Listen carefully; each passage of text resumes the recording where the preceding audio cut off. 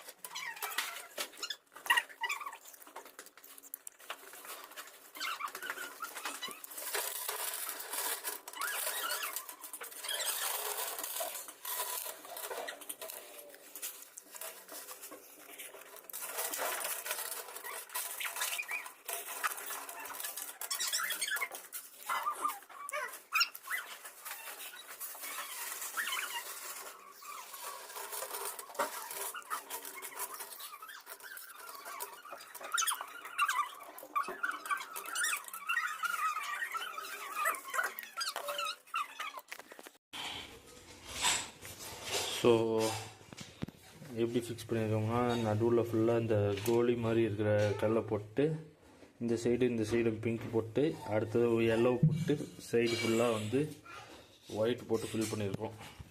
பார்க்குறதுக்கு கொஞ்சம் நல்லாயிருக்கும். எல்லாம் கலந்து போடாமல் இப்படி போட்டோம்னா கொஞ்சம் நீட்டாக இருக்கும்னு நினச்சேன்.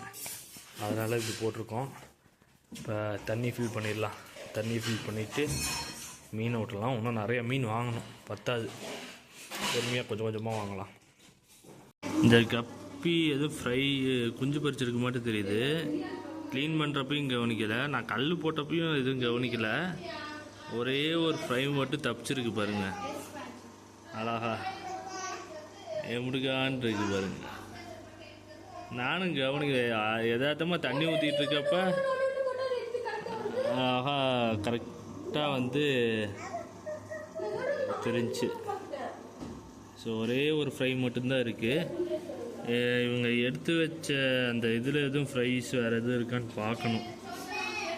ஸோ அந்த கப்பி ஃபிஷ் டேங்க்லாம் க்ளீன் பண்ணுறப்போ இது ஒன்று நம்ம அடிக்கடி கவனிக்க வேண்டியதாக இருக்கும்.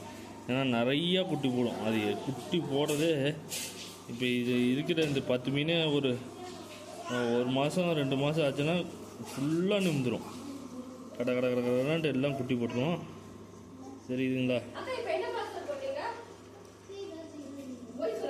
ஸோ இது அப்படி சர்வைவ் ஆகிக்கும்.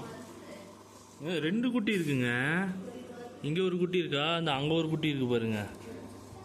ஓ மை காட், 2 குட்டி இருக்குது. வேறு எதுவும் எக்ஸ்ட்ரா இருக்கா? கல்லுக்கடியில் எதுவும் அதில் எதுவும் குட்டி இருக்கான்னு பாரு ஜுகேரா.